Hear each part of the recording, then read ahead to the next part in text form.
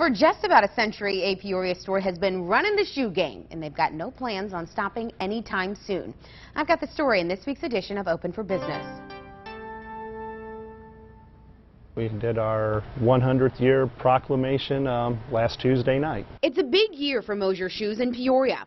Steve Foley has owned the store since the early 1980s, but it's the history behind Mosers that continues to captivate the community. We've had chances to move other places.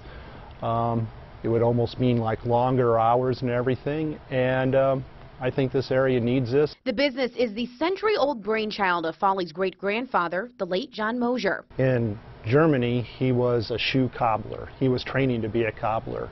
So when he got to Chicago, the German society said there's an opening in Peoria to be, you know, like an apprentice cobbler. Moser worked as an apprentice when he was just 14 years old, and in 1918 he opened MosersShoes.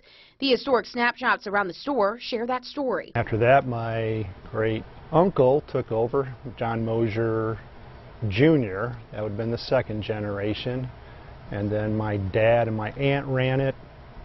After, well, they always worked here, and then after he passed away, they owned it, and now I own it. 100 years later, Foley says he attributes stepping into success to Moser's quality of specialized shoes. But the store has seen its fair share of challenges and changes. There's not as many like really good shoe companies out there. A lot of the USA-made companies have gone out of business or were bought out by somebody and then they moved them offshore. Their challenges, Foley says, the small business continues to work through with the support of the community. It's been good, and I still like it, and every day's different when you work with the public. You never know what's going to walk in the front door.